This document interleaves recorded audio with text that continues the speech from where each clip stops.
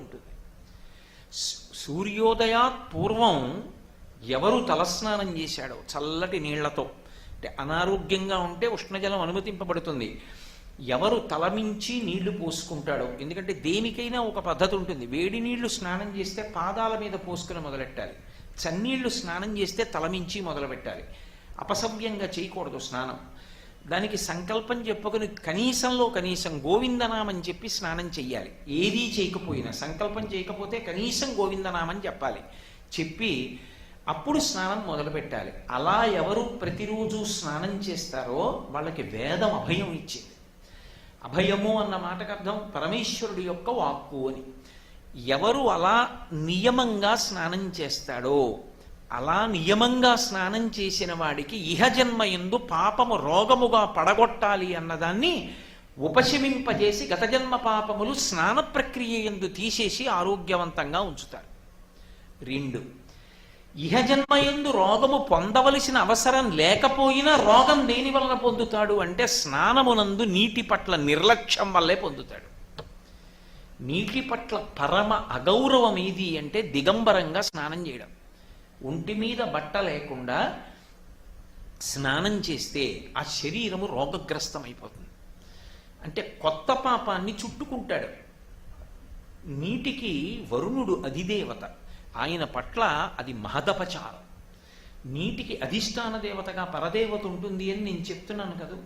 అయినప్పుడు దిగంబరంగా స్నానం చేస్తే అది పరమ అమంగళకరమైన స్నానం. అసలు నేను ఇంత మంగళకరమైన వేదిక మించి అలా అనడం నాకు ఇష్టం లేదు, కానీ అలా ఒంటి మీద నూలుపోగు లేకుండా స్నానం ఎప్పుడు చేయిస్తారు?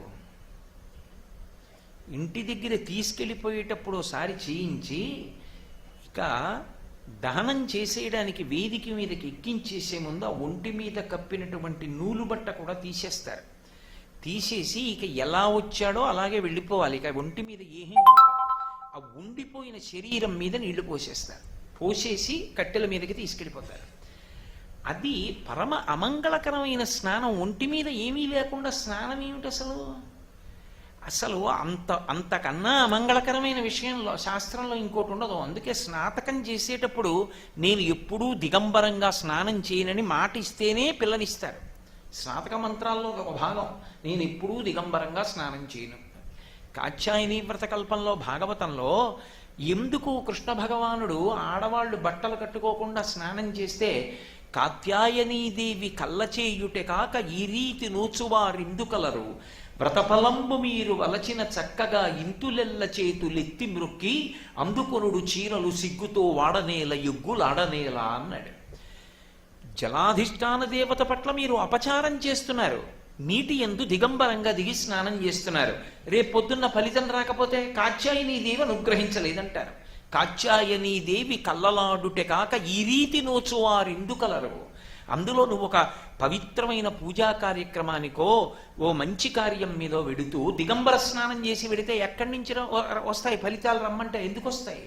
పూర్వాంగం పోయింది. అసలు ఏ శౌచం ఇవ్వాలో అది పరమ అశౌచంగా అమంగళకరమైన స్నానం చేసి నువ్వు వచ్చావు. ఎక్కడి నుంచి వస్తుంది రమ్మంటే ఫలితం?